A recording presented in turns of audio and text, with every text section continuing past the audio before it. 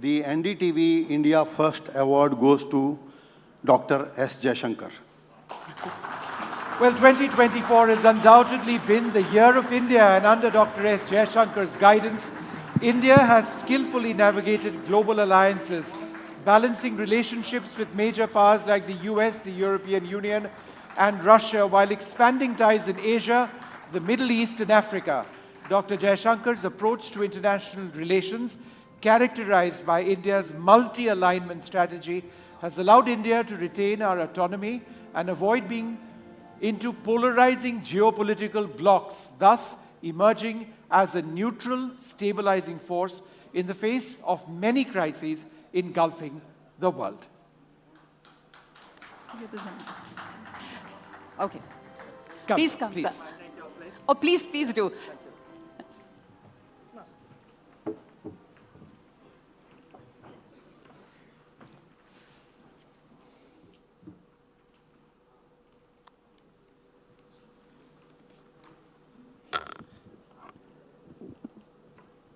First of all, let me thank NDTV and all of you present here for this great honor.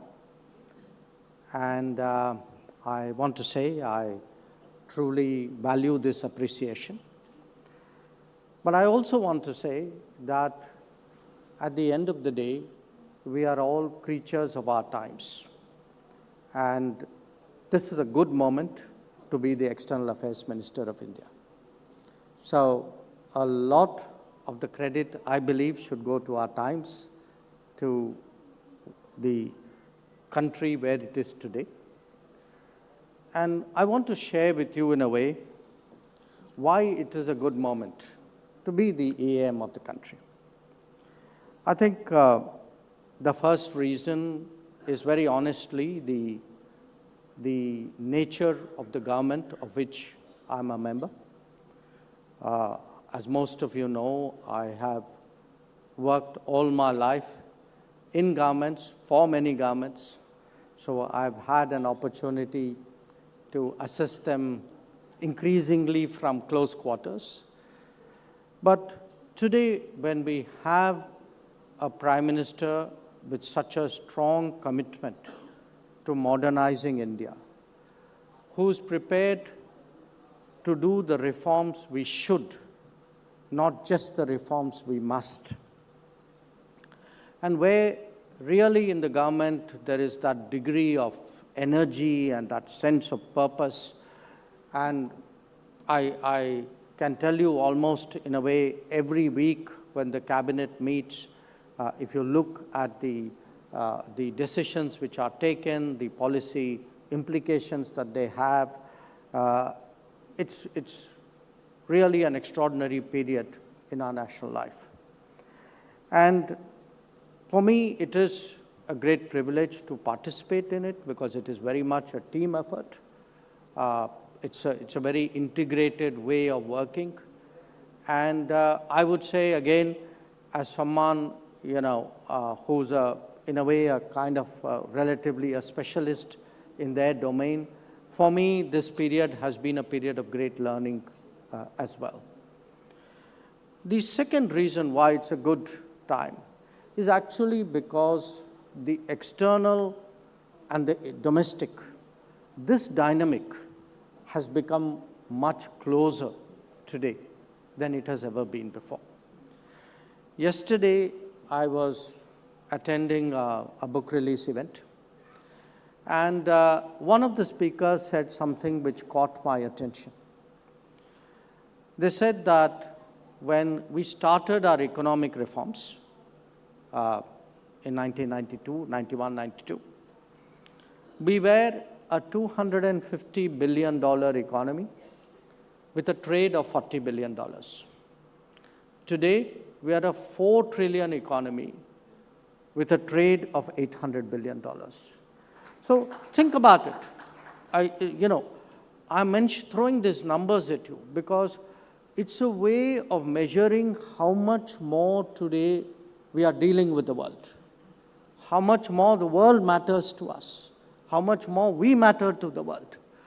And this process, in many ways, You know, I gave you a GDP and a trade number, but if you look at investments of Indians abroad, investments of foreigners in India, if you look at mobility, you know, how many more of us travel abroad, how much more frequently we travel abroad, how many people work abroad, the fact that we have more than 1 million students abroad, the fact that we have 9 million people living and working in the Gulf.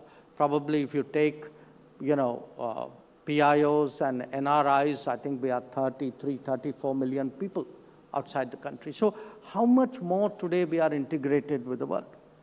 But it's not just the physical integration. There's also today a connectedness. You know, all of us, from the time we get up to the time we sleep, we pick up the phone, we look at the phone to see what's happening in the world.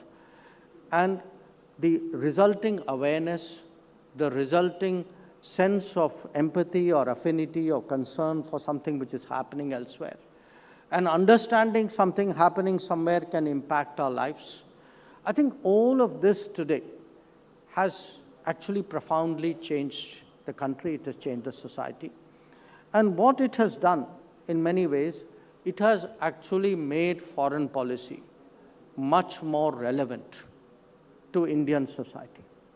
So I could say in some ways, not as a personal testimonial, but as a description of the times today, that I have the privilege of being a foreign minister who can travel around India and find in the remotest parts of India an interest in foreign policy, which probably was not there even 5-10 years ago.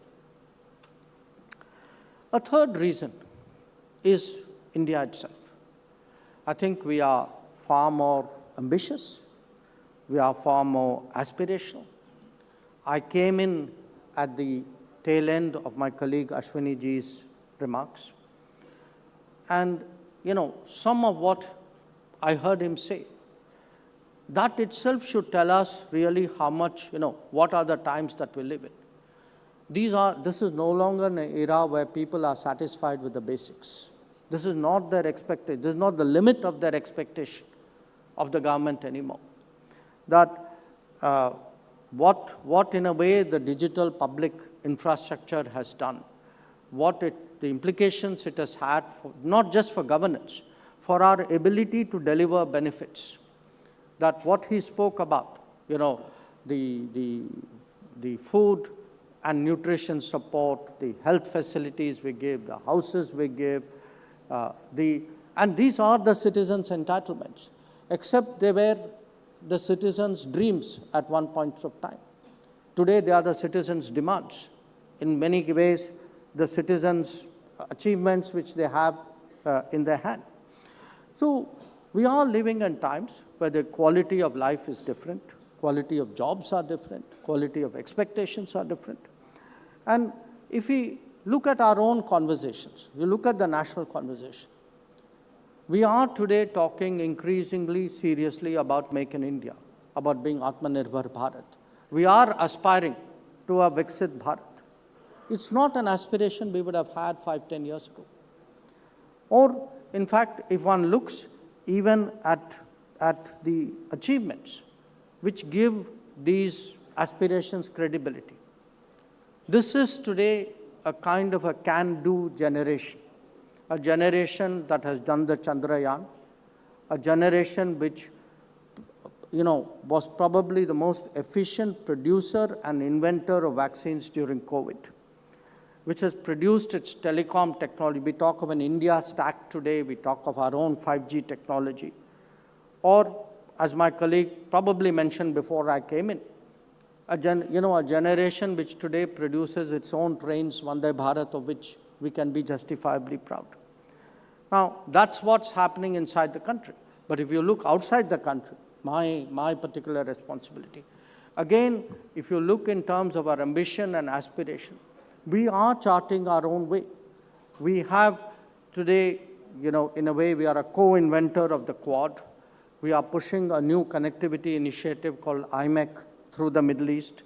We were the progenitors of the International Solar Alliance of a disaster resilient. So in a way, this is today a country of ideas. It is a country which is shaping global conversations. So that too is a reason why it's particularly fortunate to represent the country and to hold this responsibility. But I do want to say a few words also about our capability and our confidence. I spoke about the COVID. I can tell you, as a person who travels around the world, probably, I think I can assert more than anybody else in this room, unless there's somebody from an air crew who happens to be here. But, you know, much of the world still has not recovered from the COVID. Not just, it doesn't have to be countries in Africa and Latin America. I can tell you even parts of Europe have not recovered from the COVID.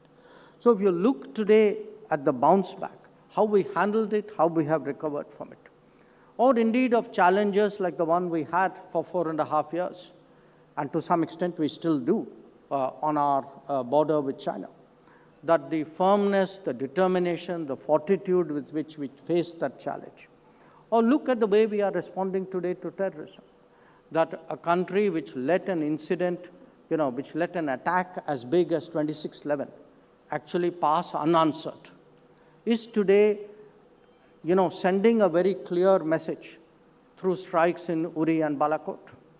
So whether it is a crisis or it may not be our crisis, it may be something for the world. You know, one of our neighbors went through what was probably the deepest financial crisis in decades, which was Sri Lanka.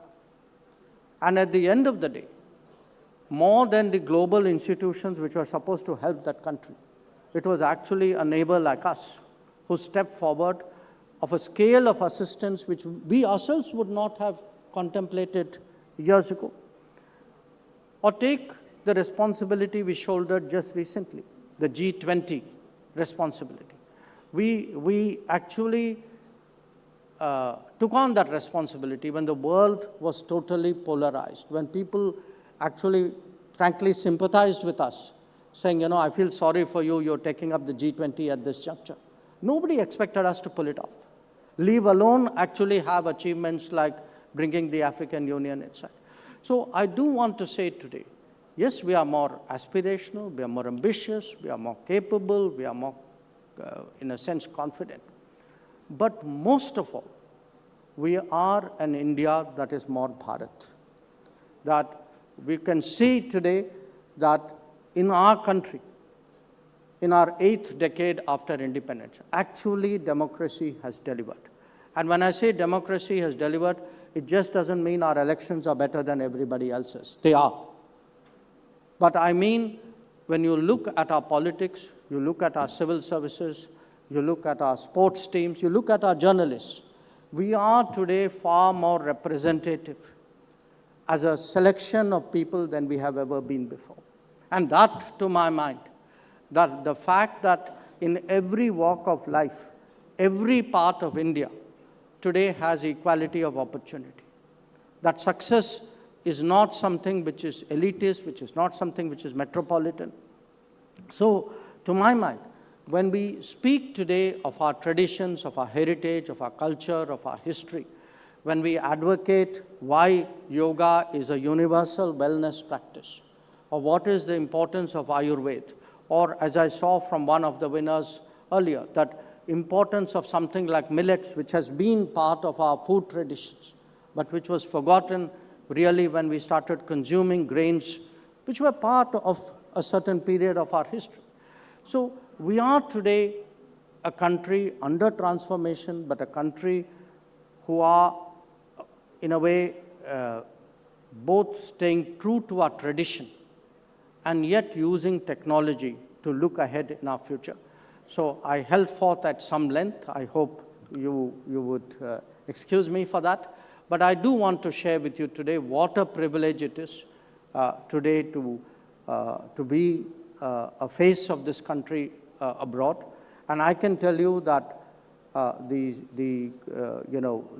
strength of what I articulate abroad, the confidence with which I speak abroad, all of that really emanates from the fact that I am empowered by what I see in this country. Once again, NDTV, thank you very much.